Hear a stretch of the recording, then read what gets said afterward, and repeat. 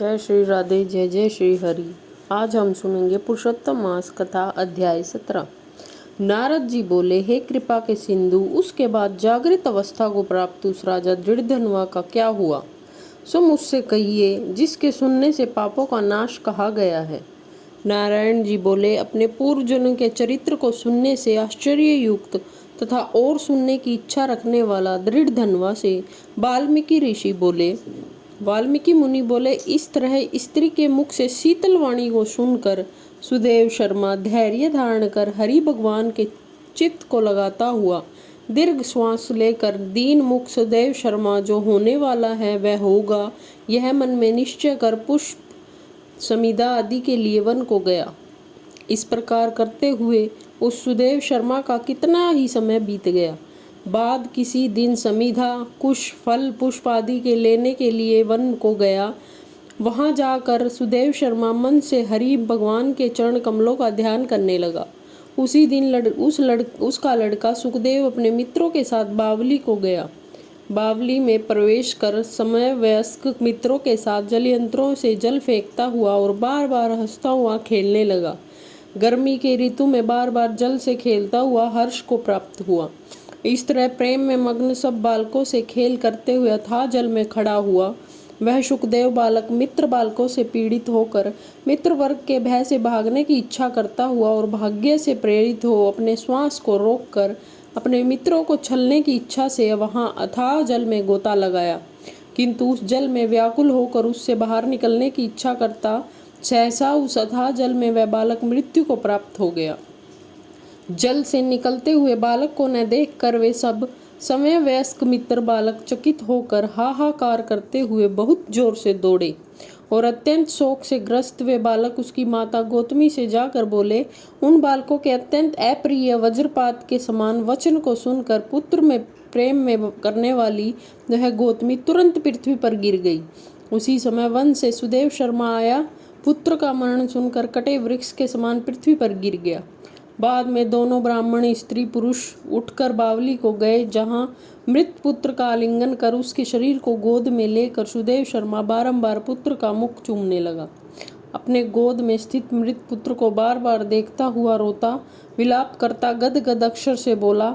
सुदेव शर्मा बोला, हे पुत्र, मेरे शोक को नाश करने वाले शीतल सुंदर और शुभ वचन को बोलो।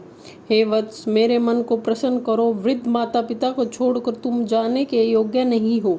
हे वत्स, वेदाध्ययन के लिए तुम्हारा श्रेष्ठ मित्र बुला रहा है और बड़े हर्ष से पढ़ाने के लिए उपाध्याय तुमको बुला रहे हैं। हे पुत्र, शीघ्र उठो, इस समय क्यों सो रहे हो?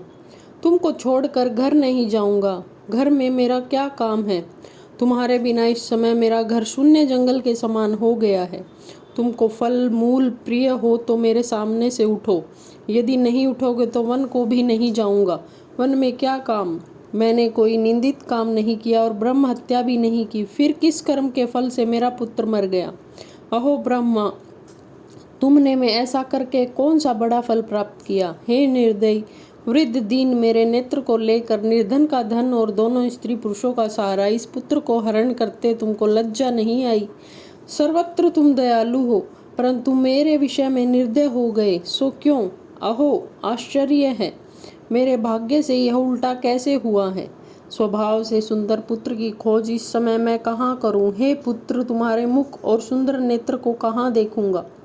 मेघ जल को बरसाता है, पृथ्वी धान्य को पैदा करती है, पर्वत रत्नों को और समुद्र मुक्तासार मणि को देते हैं, परंतु उस देश को नहीं देखता हूँ जहाँ मरा हुआ पुत्र मिलता हो, जिसके शरीर का आलिंगन कर हृदय के ताप को छोड़ता है।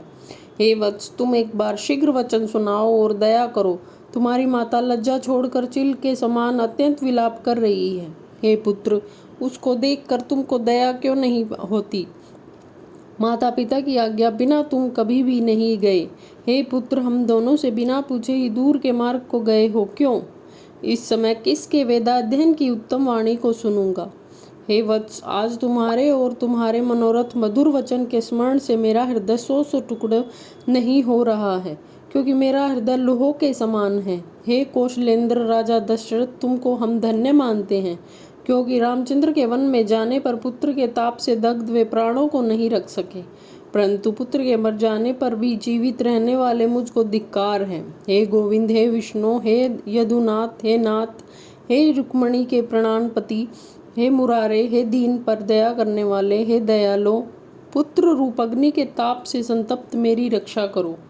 हे देवादिदेव, समस्त लोक के नाथ, हे गोपाल, हे गोपीश, हे चक्र को हाथ में धारण करने वाले, हे यमुना के विष दोष को हरने वाले, पुत्र रूप अग्नि के ताप को संतप्त मेरी रक्षा करो। हे बैकुंठ के वासी विष्णु, हे नरकासुर के नाशक, हे चराचर के आधार, हे संसार रूप समुद्र से पार करने के लिए जहाज रूप अर्थात समुद्र पार करने से संसार को पार करवाने वाले, हे ब्रह्मादि देवताओं से नमस्कृत चरण पीठ वाले, पुत्र रूप अग्नि के ताप से संतप्त मेरी रक्षा करो। हमारे समान शठ दूसरा कोई नहीं है, जो मैंने देवकी पुत्र श्री कृष्णचंद्र के वचनों का उल्लंघन कर पुत्र में दुराशा की। कौन अभागा पुरुष भाग्य में न रहने वाली वस्तु को प्राप्त कर सकता है। इति श्री ब्रह्मनारद्य पुराणे पुरुषोत्तम मास महात्म्य सप्तदशो अध्याय समाप्तम। जय जय श्री राधे, जय जय श्री हरि।